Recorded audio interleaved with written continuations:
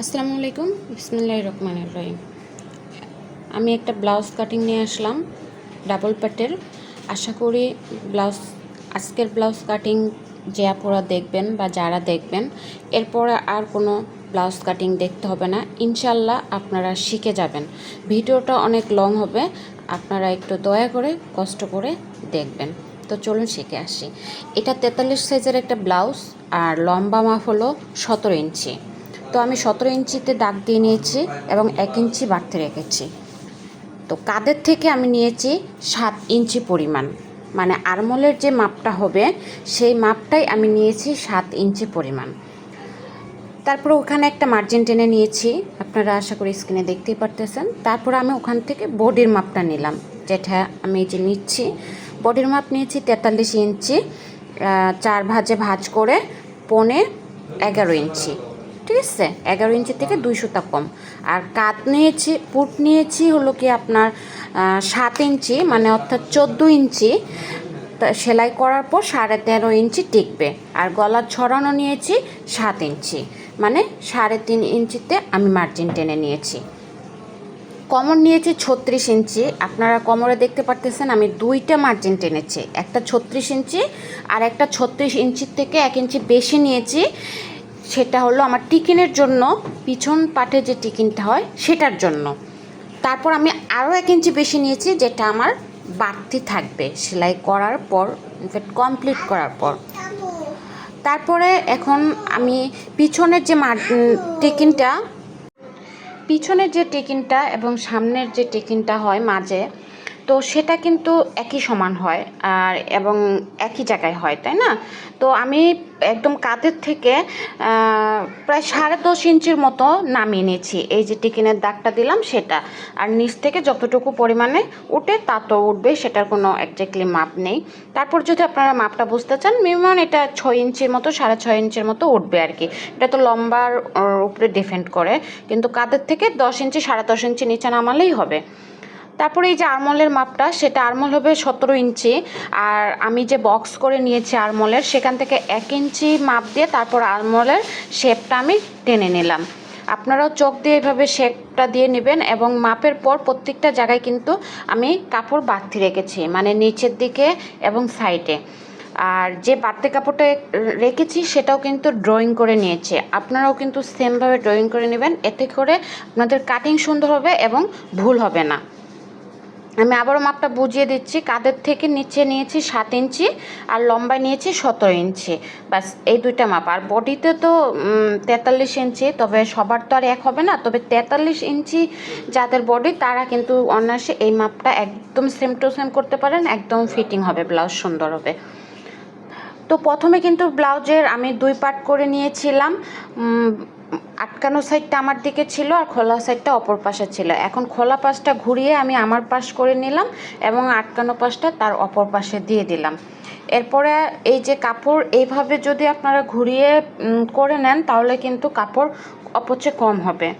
তো এটার কিন্তু পাশে এই যে ব্যাক পার্টটা আমি বিছিয়ে পাশে কিন্তু কাপড় রাখলাম, নিচেও আমি 1 থেকে 1.5 ইঞ্চি কাপড় বেশি নিয়ে নিলাম। এবং এই যে বুক পট্টি হবে, যেখানে হুক পট্টি হবে, হুক বা বোতাম যেটাই হোক, সেখানে আমি 2 সুতো পরিমাণ কাপড় বেশি রাখলাম হুক পট্টি বা ঘর পট্টি করার জন্য। আরমোলের সাইড দিয়ে সমান করে কেটে নিব, আর সাইড দিয়ে আমি এখানেও 1 ইঞ্চি পরিমাণ কাপড় বেশি রাখবো, কারণ যখন ব্লাউজের সামনের পাটে টিকিন হবে তখন কিন্তু কাপড়টা খেপে এক সমান হয়ে যাবে। কারা কারা আপনারা এই ব্লাউজের সেলাই ভিডিও দেখতে চান অবশ্যই কমেন্ট বক্সে জানাবেন, আমি সেলাই ভিডিওটা শেয়ার করব। আর যারা আমার চ্যানেলে নতুন, অবশ্যই ইউটিউব চ্যানেল থেকে দেখলে আমার চ্যানেলটা সাবস্ক্রাইব করে রাখবেন, আর ফেসবুক পেজ থেকে দেখলে অবশ্যই ছোট্ট পেজটা ফলো দিয়ে আমার সাথে থাকবেন। তো এই যে আমি টিকিনের যে নিচের দাগটা সেটা আমি একটু টেনে নিলাম যাতে সমান হয় এই ক্ষেত্রে। আর এই যে মানে সাইডের থেকে যে টিকিনের দাগটা, এটা 4.5 ইঞ্চি পরিমাণ নিলে হবে এরকম স্বাস্থ্যবান মানুষের জন্য। আর যারা একটু থিং তারা 3.5 ইঞ্চি 3 ইঞ্চি নিলেও হবে। তো আমি এখন গলার বক্সটা করে নেব। গলার মাপটা সামনের টিকিনের মাপ দেওয়ার জন্য, টিকিনের শেপগুলো দেওয়ার জন্য অবশ্যই গলাটা আগে শেপ করে নেবেন, হয়তো বা গলাটা কেটে নেবেন। তো গলা হবে 8 ইঞ্চি। তো আমি 3.5 ইঞ্চি পরিমাণ ছড়ানো দিয়ে ওখান থেকে শুরু করে আমি 8 ইঞ্চি মাপ নিয়ে নিলাম এবং এটা বক্স করে নিলাম। তারপরে যে টিকিনের মাপটা আবারও এই যে কাঁধের থেকে ওখানে আমি নিব 10 ইঞ্চি পরিমাণ। আর এটা হাফ চুল্লি ব্লাউজ হবে, মানে যেটাকে বলে ব্রা কাটিং, এই টাইপের ব্লাউজ হবে। তো আমি যেইভাবে টিকিনের যে দাগটা প্রথম মাঝখানে যে টিকিনটা শুরু হবে বুক পটের এখান থেকে, এটা নিলাম 10.5 ইঞ্চি। আর ওই যে শেপটা আমি যেখান থেকে দিব হাফ চুলে সেটা নিলাম 12 ইঞ্চি। আর এইভাবে ঘুরিয়ে ঘুরে টিকিনের মাপগুলো দিলাম। আমি আপনাদের বোঝানোর জন্য আমি ভিডিওটা লং করেছি, একটুও কোথাও আমি ফাস্ট করিনি। তো এইভাবে আমি টিকিনের দাগগুলো দিয়ে নিলাম। আপনারাও চেষ্টা করবেন এইভাবে বুঝে একটু দেওয়ার জন্য। এই যে কাঁধের থেকে আমি 10 ইঞ্চি পরিমাণে নিয়ে তারপরে কিন্তু এই টিকিনের মাপটা আমি শুরু করেছি। এভাবে কোনা কোনায় করে আমি দাগ দিয়ে নিয়েছি। তো এখন যে গোল মাপটা সেটা অনেকেই বলে একটা একজাক্টলি মাপ আছে, তবে আসলে ওরকম কোনো মাপ নাই। তারপর আমি আন্দাজ আপনাদেরকে বুঝে দিচ্ছি, 2.5 থেকে 3 ইঞ্চি পরিমাণ এইভাবে ঘুরিয়ে মাপ দিলে আপনাদের বাটিটা সুন্দর হবে। তবে এর থেকে কমও হতে পারে, বেশিও হতে পারে, কারণ যাদের একদম 32-36 সাইজের বডি তাদের তো একটু অবশ্যই কম হবে, কারণ সবার ফিটনেস তো আর এক না, তাই না? এটা বুঝে আপনারা দেওয়ার চেষ্টা করবেন। আর কে কোন সাইজের ভিডিও চান, ব্লাউজ হোক জামা হোক, আপনারা অবশ্যই কমেন্টে জানাবেন, আমি চেষ্টা করব দেওয়ার জন্য। এই যে এই টিকিনটার এই সামনের দিক থেকে আমি কিন্তু 4.5 ইঞ্চি নিয়েছি এই ব্লাউজে। অনেক সময় 3.5 ইঞ্চি কিংবা 3 ইঞ্চি তো হয়ে যায়। তো এইভাবে দাগ দিয়ে মার্জিন টেনে অপর পাশে আপনারা নিডল দিয়ে একটু খুঁতাই করে দাগ দিয়ে নেবেন। তারপরে আমি এই যে এইখান থেকে শুরু করে মানে কাঁধের থেকে নিচে আমি 14 পর্যন্ত মাপ নিলাম। অনেকে 13.5 তো হয়ে যায়, 13 তো হয়ে যায়, 12.5 তো হয়ে যায়। তো এই সাইজের যে 43 সাইজের সেটা আমি 14 মাপ নিলাম। আর এই যে এই সাইজ এইখানটা আমি 12, এখান থেকে আমি হাফ চুলের যে কাটিংটা সেটা শুরু করব। তো এইভাবে আমি আগে মার্জিন টেনে নিলাম আর এইভাবেই কাটিং করে নেব। আপনারা স্ক্রিনে দেখতে পারতেছেন যে আমি আসলে কিভাবে মাপ দিচ্ছি, কিভাবে ড্রয়িং করতেছি। এইভাবে আপনারা একটু প্লিজ বোঝার চেষ্টা করবেন, আর যারা বুঝবেন না তারা কমেন্ট করবেন। কাঁধের থেকে 14 ইঞ্চি পরিমাণে নিলাম। এখন আমি কাটিং করে নেব। এই যে আমি হাফ চুল্লিটা প্রথম কাটিং করে নিচ্ছি। তবে এই যে টিকিনের মাপটা, এই যে টিকিনটা যে প্রথম এই 3টা টিকিন কিন্তু এক সাইজের হবে। এই যে এখানে যে আমি ক্রস দিচ্ছি এইখানে টিকিনটা কিন্তু প্রায় 1 ইঞ্চি পরিমাণেই কাপড় ধরতে হবে। ঠিক যতটুকু পরিমাণে কাপড় বাড়তে রেখেছি ততটুকু পরিমাণেই ধরে সেলাই করতে হবে, নাহলে কিন্তু সুন্দর হবে না।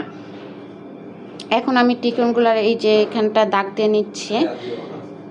তারপরে আমি এই যে এখন গলাটা কাটিং করে নেব। গলাটা অবশ্যই আপনারা আর্টিস্ট করে নেবেন, নয়তো দেখা যায় আঁকাবাঁকা হবে বা সুন্দর হবে না, যারা প্রথম তাদের ভুল হবে। সেই জন্য আপনারা চক দিয়ে দাগ দিয়ে নেবেন। আর এই তালপাটের এই জায়গাটাও আমি সেমভাবে যে একটু বক্স করে 1 ইঞ্চি পরিমাণে আমি কেটে ফেলবো। গলাটা আমি কেটে নিচ্ছি, পান গলা দিচ্ছি এখানে। তো এই যে হাফ চুল্লিটাও কাটা হয়ে গেল। এখন আমি তালপাটটা কাটিং করে নেব।